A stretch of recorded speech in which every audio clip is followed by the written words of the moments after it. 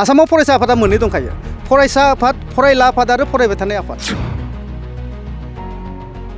दिपेन बर'खौथ' जों फरायसा आफादनि आफादगिरि होननानै साना मानो साना होमबा बिथाङा डाइरेक्ट पलिटिक्स माने बिथाङा फरायला आफादनि सासे गिदिर सोद्रोमा जोंनि थांखियानो जाबाय मा उदाङै न'खर रां राननाय बिथांमोना कृषक सन्मान निधिखौबो बारायना हो नङाबा अरुणोदयखौ बारायना हो होमबानो भटारशिप जायो इलेक्शननि आगोलाव होनाय कारना जाबाय मा निर्बाचननि मसला जे नोंथांमोना PM किसानखौ 8,000 खालामना हो जों बायदि फिसा मानसिफोरा आन्दलन खालामनो गोनां खुनु दरखारानो गैया उरहिलागानिफ्राय दीपान्जलि जानानै दयालपुरसिम फैनाय लामाखौ दिनैसिमबो बानायनो हायाखै बिथांमोना हा मुला होनो हागोन बिथांमोना हा होनो हागोन जे जों दाबो फोथाया रायजोफोरा जे BJPनिफ्राय हा मोनगोन जोंनाव खुनु फोथायनाय गैया दिनैनि तारिखआव बिथांमोनखौ जों फरायसा आफाद होननानै सानो थांखियानो जाबाय मा उदाङै न'खर रां राननाय जेरै दा आथिखालाव माने BJPआ अरुणोदय मोनसे बुंबाय दङ थिग बे सिस्टेमनिफ्राय जोंनिया एसे कुवालिटिया डेभेलपसिन जों आगोलावनो होनबाय थादों जे नोंथांमोना जोंनो भट हो जों नोंथांमोननो नट होगोन माने जोङो नट होनायनि मेन कारनानो जाबाय माने अरुणोदयजों भटारशिपजों बारा फाराग गैया बेनि थाखायनो जोङो न'खर उदाङै रां राननाय खान्थिखौ लाबोगासिनो दं बे देरहाखांनायनि जागोन नामा 100% रायजोआ नायगिरोबा बेथ' जायनो खुनु खोथा गैया माने रायजोआ दा बेखौ नायगिरनोसो नांगौ जों BJPखौ बेखौनो होनदों नोंथांमोना अरुणोदय होननानै मानसिफोरखौ एसेबांखिनि गुलाय गुजाय खालामख्लायख्लाय अरुणोदयखौ नोंथांमोना मा 1200 8,000 खालामनानै हो जों आन्दलन खालामनो गोनां खोथा गैलिया जों ओंखायनोथ' जोङो BJPनि दैदेनगिरिखौबो होनदों नोंथांमोना कृषक सन्मान निधिखौबो बारायना हो नङाबा अरुणोदयखौ बारायना हो होमबानो भटारशिप जायो दा बिथांमोना बेखौ दिनै खालामनो नाजायाखै नोंथाङा बिराद मोजां बाथ्रा बुंदों बेखौ जोङो सिगाङावनो रायजोफोरखौबो जोङो माने थेंक्स होनांगोन मानो होनबा रांखावरि सोरनि न'खराव नाङा साफ्रोमनि न'खरावनो रांखावरि नांगौ रांखावरि मोनोब्लाथ' आइजोफोरा बिहामजोफोराथ' लैहोर फैना माने पजिटिभ खिन्थु बिथांमोनखौ जों होनदों नोंथांमोना इलेक्सन मोखाङाव मानि इलेक्सन आगोलावबोथ' मावनो हायोना जिहेतु रुलिं गभर्नमेन्टआ BJPआनो दंखायो ओंखायनोथ' बिथांमोना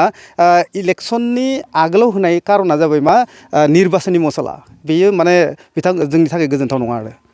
बेसेबांसो नोंथांमोना माबायदि रायजोनि अनसायनाय मोनदों दाथ' जोंहा रायजोनि अनसायनाय जोबोद दङ दा इयाव जोंहा मोनसे जों बेखौ बुङा दिनै लुक आउट खालामा होमबाबो जों मोननैसो खोथा बुङो गोबां आइजो गोबां माने बिहामजोफोर गोबां माने बोराय बेन्थ' बुरै जोंजों लोगोआव दङ नाथाय जों बिथांमोना फैनो हायैनि गुबै खारनानो जाबाय मा जोंनिया एसे गोबाव जागोन होननानै जोंखौ मानसिफोरा बुंबाय थायो खिन्थु दिनैनो गाबोननो जुदि अरुणोदयखौ मोनोब्ला BJPजों दान्दिसे थाथ'नायावथ' लस गैया ओंखायनोथ' गोबां मानसियानो दा BJPआव थादों नाथाय बिसोरो बै बिहामजोफोरनि अन्थरखौ दासिमबो मोननो हायाखै जिथु रुलिं गभर्नमेन्टआ नोंथांमोननि मोनसे जि दाबि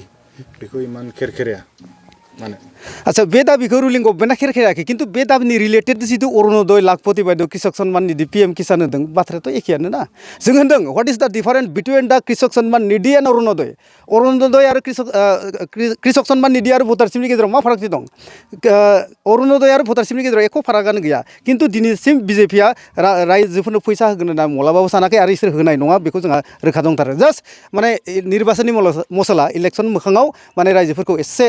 माने गावसोर भट मोनथों होननानै मोनसे थगायनायनि खाबु खालामसो जिथु बेयो जुदि एखेब्ला नोंथांमोना दलद थानायनि मोनसे बियो जाथाव नंगौना नङा मोनसे बिराद मोजां बाथ्रा बुंदों आं नोंथांमोननि चेनेलनि गेजेरजों बेखौनो फोजावनो नागिरदों जे नोंथांमोना PM किसानखौ 8,000 खालामना हो जों बायदि फिसा मानसिफोरा आन्दलन खालामनो गोनां खुनु दरखारानो गैया दा जोंखौथ' गोबां मानसियानो नायनो बायो फैसा होगोन होनब्लानो माने खायफा मानसिया इसोरखौ होसोनांगौ बुनांगौ अनेक खोथा खिन्थु जों होनबाय थादों जोंनि थांखि आरो नोंसोरनि थांखि नोंथांमोना जिथु PM किसान बा अरुणोदय बा माने बेखौ नोंथांमोना एसे बानायना हो जों होनबानो आन्दलन खालामला नाथाय दिनैसिम BJPआ बेखौ बानायनो गोसो जायाखै जास्ट मानसिफोरखौ थगाय भट लानायनि मोनसे थगायनायनि खाबु प्लान बानायगासिनो दङ बेथ' डाइरेक्ट BJPआ भटारफोरखौ मोनसे माने राहा गोथे सानब्लावरि सान होनायनि मोनसे थांखिसो बे डाइरेक्ट डेफिनेट थगायनायनि मोनसे खाबु प्लानसो बिथांमोना खोनासं उरहिलागानिफ्राय दीपान्जलि जानानै दयालपुरसिम फैनाय लामाखौ दिनैसिमबो बानायनो हायाखै बिथांमोना हा मुला होनो हानो बिथांमोना हा होनो हागोन जे जों दाबो फोथाया मानो होनबा जाय सोरखारा लामा दालां बानायना होनो हाया फार्स्ट एडखौनो बानायना हो हाखौ मुला बानायना होनो हाखौ बानायोबा सार्कुल अफिसा बानायगोन जिहेतु FRC एक्ट 2006आवनो दंखायो गतिके बेखौ सार्कुल अफिसा होगोन बेखौथ' BJPआ होनांगौ खुनु खोथा गैयाना बेनि थाखायनो बिथांमोना गावसोर देरहानो थाखाय इलेक्सन फैदो बेखौ लाबोफादो इलेक्सन जोबगोन बेबो थांफागोन रायजोफोरा जे BJPनिफ्राय हा मोनगोन जोंनाव खुनु फोथायनाय गैया इलेक्सनाव जुदि देरहायोब्ला बिसोर आरो होबावगोन होनाय नङा मानो होनाय नङा होमबा दालां मोनसे बानायनो हाया माने लामा मोनसे बानायनो हाया बे दालां लामा बानायनो हायि सरखारा माबायदि हा होगोन जोंनाव एसेबो फोथायनाय गैया नाथाय रायजोफोरा मा जादों मिथिबाय अरुनदयखौ बारख्ल होदों माने जाम्पिं खालामना होदों जाम्पिं खालामना होनायाव आंबो मोनगोन खोमा होननानै आसा खालामनानैनो खिथु बयबो खारफादों दा बेनि थाखायल' बिसोरजों मानसिया गोबां जायो आरो मोनसे खोथा बिसोरजों थांफाबाथ' मोनाबिलिनि जिखिनि खाजा आरो जिथु थावनि माने जिथु बेरायनायनि माबा बेखौ मोननायनि थाखाय लैहोर मानसिया बेफोरजों दंफाबाय दं जोंहा बेयाव साननो गोनां खोथा गैया नाथाय जों बिथांमोनखौ होनदों जे बिजेपिया जे हा होनो हागोन जोंहा गोसोआव एसेबो बुङा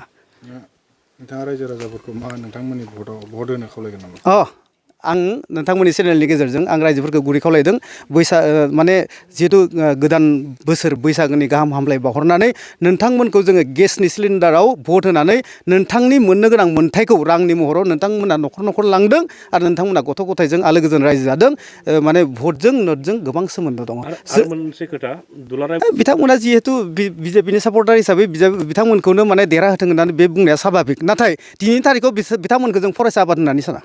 आसामाव फरायसा आफादा मोननै दंखायो फरायसा आफाद फरायला आफाद आरो फरायबाय थानाय आफाद जिहेतु बिथांमोना डाइरेक्ट राजनितिका बिथांमोना जास्ट राजनिति माने फरायसा आफादनि नामखौ लानानै गामि गांखं हाबनानै मानसिखौ खालि मजबुत खालायनाय मोनसे तरिकासो बिथांमोनखौ जों दिनैसिम फरायसा आफाद होननानै साना दिपेन बर'खौथ' जों फरायसा आफादनि आफादगिरि होननानै साना मानो साना होमबा बिथाङा डाइरेक्ट पलिटिक्स माने बिथाङा फरायला आफादनि सासे गिदिर सोद्रोमाखा गामि मोनसेयाव आच्छा बेखौथ' जोंनाथ' बिराद दुखु गोनां बाथ्रा जोंथ' हा हु सोसननायनि बाथ्राया जोंनि सनितपुरनि बाथ्रायाथ' एसे बेलेगखाबाव गावसोरनि जिथु खाथियाव दङ